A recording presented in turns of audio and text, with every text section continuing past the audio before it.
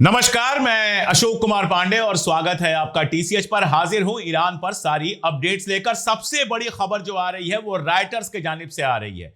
Writers ये बता रहा है कि इजराइल ने अमेरिका से कहा है कि उसके हथियार खत्म हो रहे हैं, उसके इंटरसेप्टर्स पूरी तरह से खत्म होने के कगार पे हैं। बताया जा रहा है कि एक आखिरी थार्ड बचा हुआ है। इसके अलावा जितनी थार्ड मिसाइल्स अमेरिका ने दी थी, थार्ड मिसाइल आप जानते हैं इंटरसेप्टर मिसाइल होती है, जिससे जो मिसाइलें आ रही होती हैं उनको रोका जाता है। वैसी सारी मिसाइलें जिसको एयर डिफेंस मोटा मोटी कहते हैं, वो सारा एयर डिफेंस इजराइल का खत्म हो चुका है। एक आखिरी एयर डिफेंस बचा हुआ है, वो भी ईरान कभी भी खत्म कर सकता है।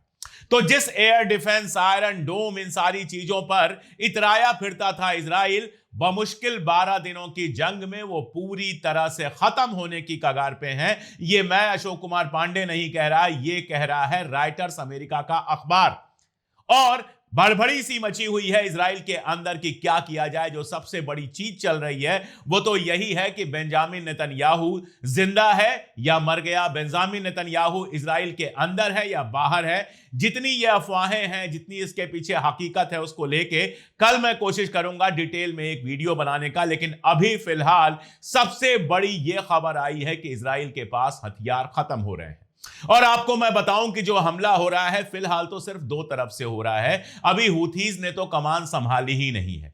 ईरान लगातार हमला कर रहा है और उधर से लेबनान लगातार हमला कर रहा है। लेबनान के हमले के चलते नॉर्दर्न इजराइल में कितनी बार सायरन बज रहे हैं। ये जो वीडियो आप स्क्रीन पर देख रहे हैं, ये वीडियो नहीं है, बेसिकली जो अलग अलग टाइम पर सायरन बजे हैं उनको एक साथ रख दिया गया है। आप देखिए कि पूरा नॉर्दर्न इजराइल, लेबनान की तरफ से जो हमला हो रहा है, हिजबुल्लाह की तरफ से जो हमला हो रहा है, उसके चलते सख्ते में है। लोग घर छोड़कर भाग रहे हैं।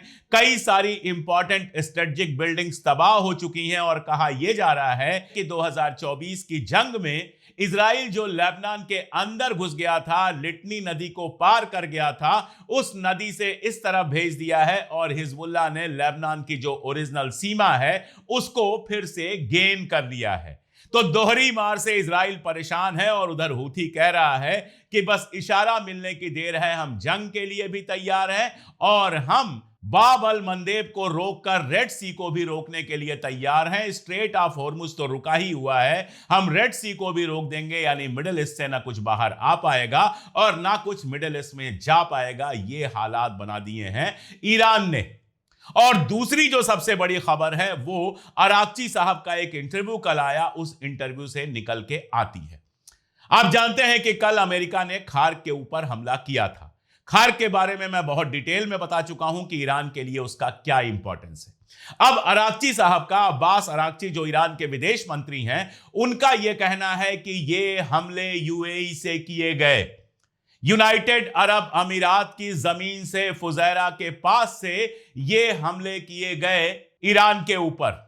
यानी जाहिर सी बात है कि यूएई अमेरिका का पूरा सहयोग कर रहा है इस जंग में ईरान के खिलाफ और यूएई की जमीन इस्तेमाल हो रही है लगातार ईरान के खिलाफ। और उसके बाद ईरान ने एक चेतावनी जारी की है, ईरान ने एक इवैक्यूएशन ऑर्डर किया है यूएई के लिए। उसने कहा है कि यूएई में जो अरब नागरिक हैं और दूसरे मुल्कों के नागरिक हैं, वो अमेरिकन पोर्ट, अमेरिकन बेसेस और अमेरिकन जो इंटरेस्ट हैं उनके आसपास से हट जाएं। मैं फिर बता दूं कि ईरान किसी सिविलियन इलाके पर हमला नहीं कर रहा है। बर दुबई में जहां हिंदुस्तानी और पाकिस्तानी सबसे ज्यादा रहते हैं, वहां जो हमला हुआ था वो अमेरिकन कंसुलेट के ऊपर हमला हुआ था। निशाना लगाकर अमेरिकन कंसुलेट को मारा गया था।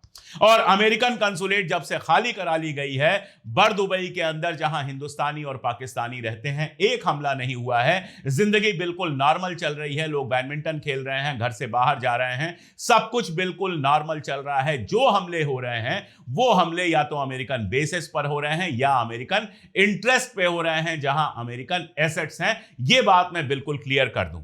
लेकिन यूएई के लिए ऐसा लगता है कि मुश्किलात बढ़ने वाली हैं। जो हमले अभी तक ईरान ने किए हैं तेल अवीव के अलावा, अगर उनको देखें तो सबसे ज्यादा हमले यूएई के ऊपर हुए हैं। 309 मिसाइल्स और 1600 के आसपास ड्रोन्स। उसके बाद कुवैत का नंबर है, कुवैत में 243 मिसाइल और 459 ड्रोन, बहरीन में 125 मिसाइल 203 ड्रोन, सऊदी अरबिया में 34 मिसाइल 278 ड्रोन, कतर में 170 मिसाइल, 78 ड्रोन, और ओमान में 18 से ज्यादा सिर्फ ड्रोन। कोई मिसाइल अटैक ओमान के अंदर नहीं हुआ है।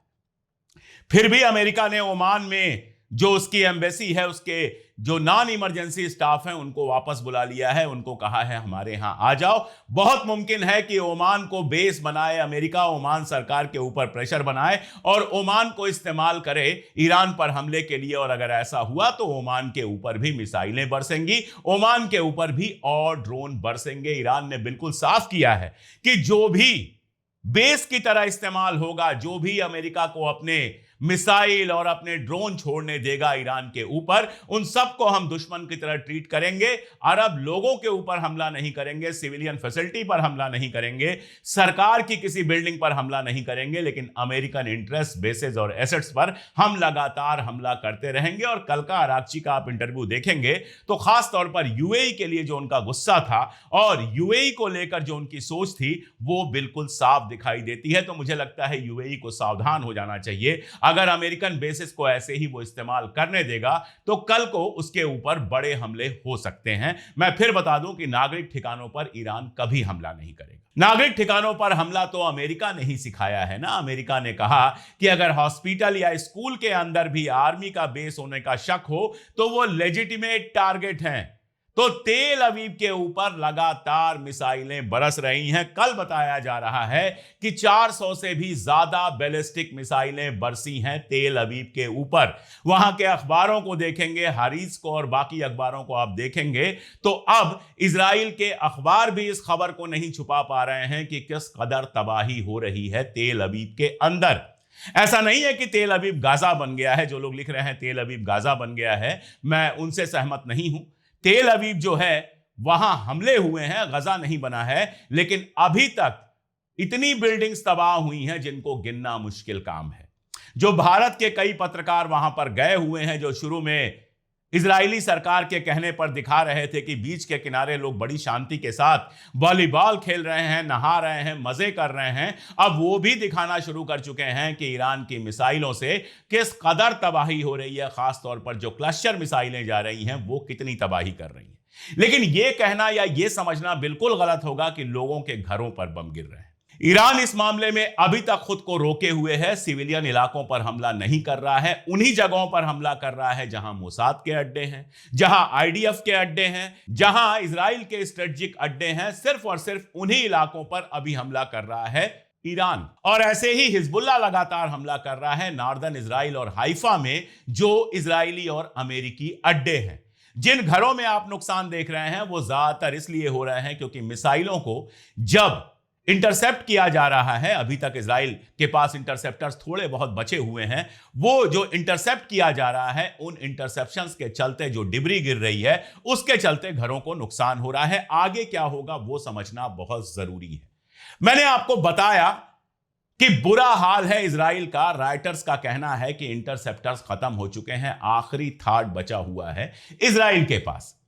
ईरान ने यही खेल खेला है, लगातार बड़ी संख्या में ड्रोन भेजा है जिसके चलते इंटरसेप्टर्स उनके खर्च हो, और बहुत जल्दी ये थर्ड मिसाइल भी या तो खर्च हो जाएगी या ईरान इसको निशाना बनाकर खत्म कर देगा। उसके बाद क्या होगा?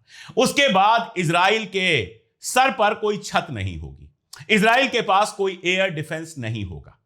दुनिया में कहीं से भी एयर डिफेंस लेकर लाने में, इजराइल पहुंचाने में और इजराइल में उसको तैनात करने में 10, 12, 15 दिन का वक्त लग जाएगा। ऐसे में इजराइल का सर नंगा हो जाएगा और ईरान उसके बाद इजराइल के सारे इंपॉर्टेंट ठिकानों को, एनर्जी सेक्टर्स को, तेल के ठिकाने को, फाइनेंशियल ठिकाने को, जितने उसके इंपॉर्टेंट आईडीएफ के ठिकाने हैं, जितने मोसाद के ठिकाने हैं, गवर्नमेंट बिल्डिंग जितनी हैं, चुन चुन के उनको निशाना बनाएगा और इस हाल में पहुंचा देगा कि इजराइल क्रिपल कर जाए, इजराइल की जनता त्राहिमाम करने लगे।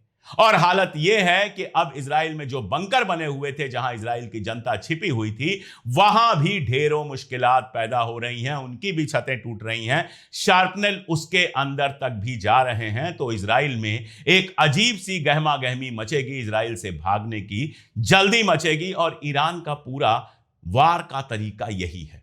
देखिए, ईरान ने 40 साल पहले इस बात को समझ लिया था कि अमेरिका के साथ उसी तरीके से मुकाबला नहीं हो सकता जिसको ट्रेडिशनल वारफेयर कहते हैं। यानी आपका हेलीकॉप्टर, आपके पास जो फाइटर जेट्स हैं, आपके पास जो बड़ी बड़ी नेवी की जहाजें हैं, ये बनाकर आप अमेरिका से नहीं लड़ सकते। ये बात उसके समझ में आ गई थी। जब इराक ईरान युद्ध हुआ था, लगभग 8 साल तक यह युद्ध चला था। 1980s में 1980 से 1988 के आसपास ये जंग चली थी, तो भी ईरान को समझ में आ गया था कि हमें तरीका बदलना होगा।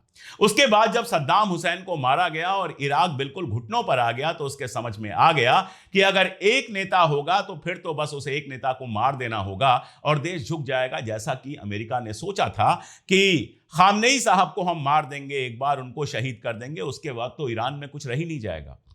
तो ईरान ने जो तरीका अपनाया वो एसिमेट्रिक वार का तरीका अपनाया।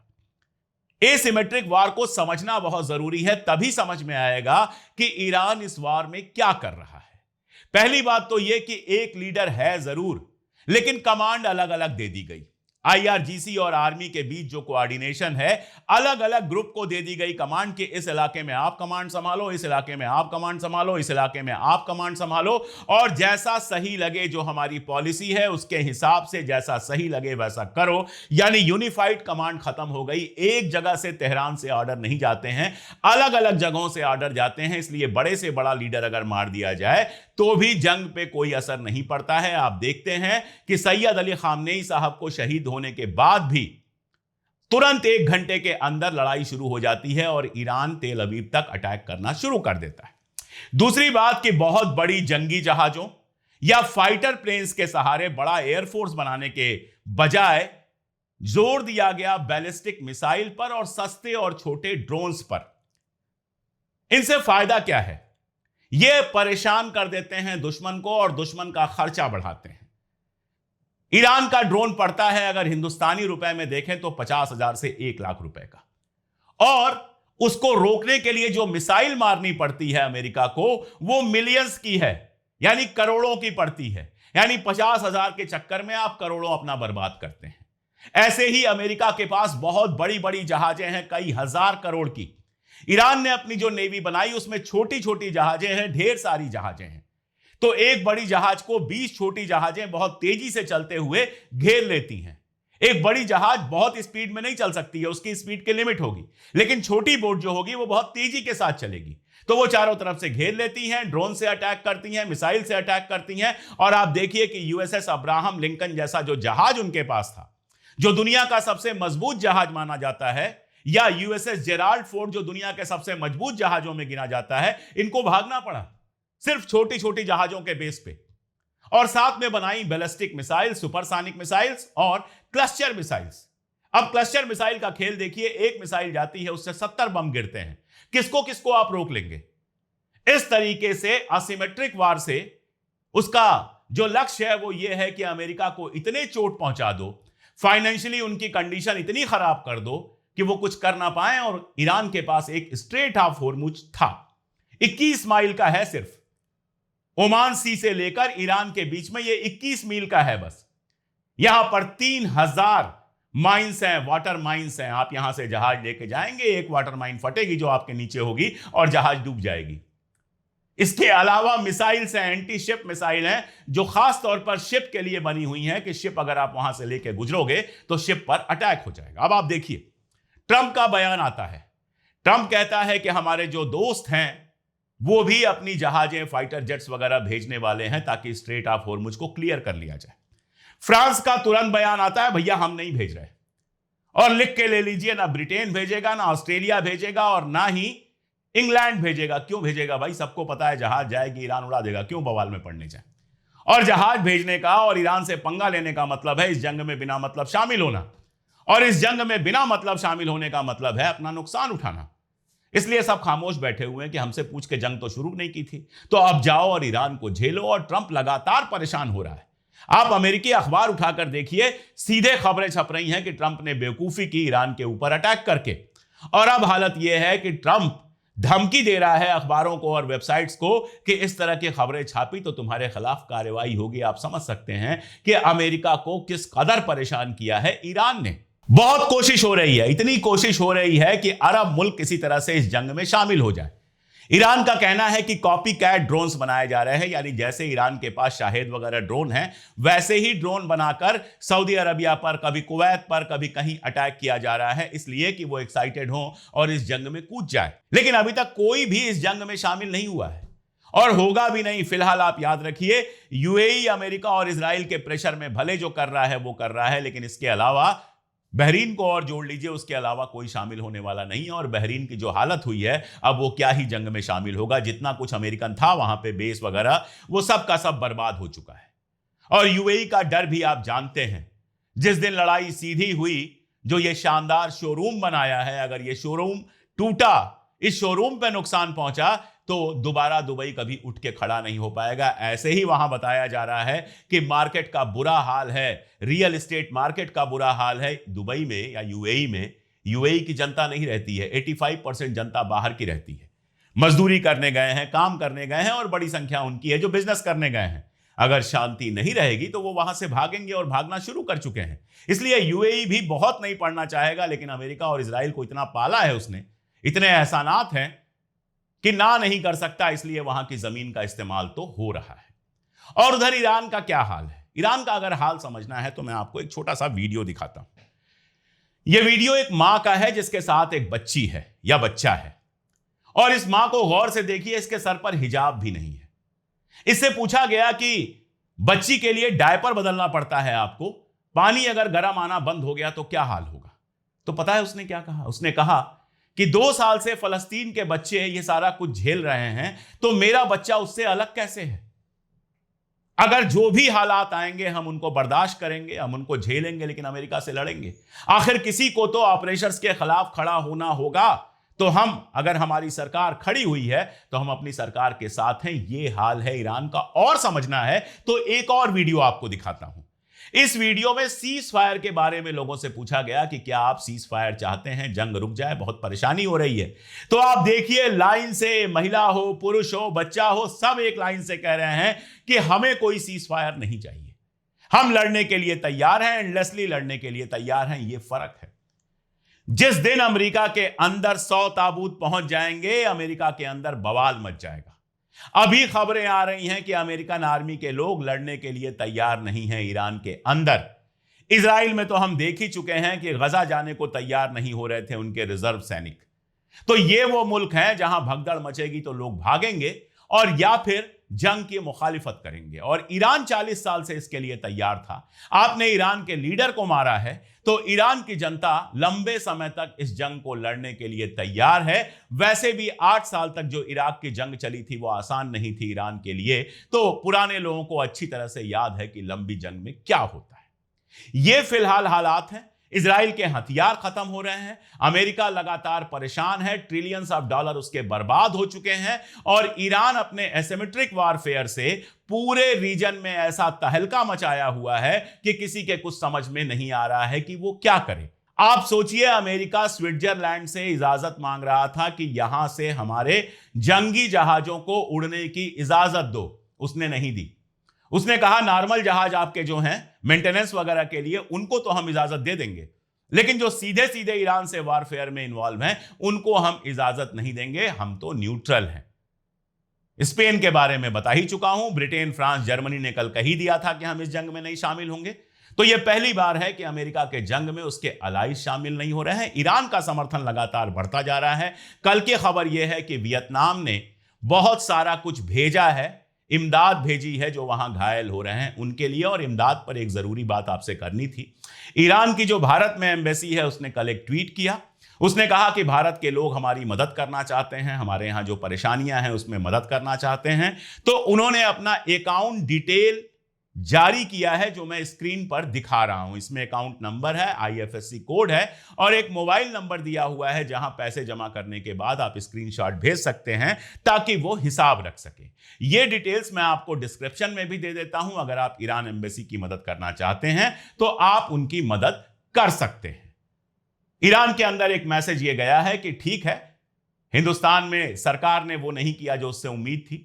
या फिर ट्रॉल्स हैं जो लगातार उल्टी सीधी बातें करते हैं, लेकिन हिंदुस्तान के हिंदू और मुसलमान जनता का बड़ा हिस्सा आज भी ईरान का दोस्त है और यह मैसेज बहुत पॉजिटिवली गया है और मैं खुश हूं कि मैं भी इस मैसेज का हिस्सा बना। आप सब इस मैसेज का हिस्सा बने। हम हिंदुस्तानी हमेशा हक के साथ खड़े रहे हैं। हमारा 5,000 10,000 साल का इतिहास है हक के साथ खड़े रहने का और हम हमेशा हमेशा हक के साथ खड़े रहेंगे। आज के लिए इतना ही। बहुत शुक्रिया।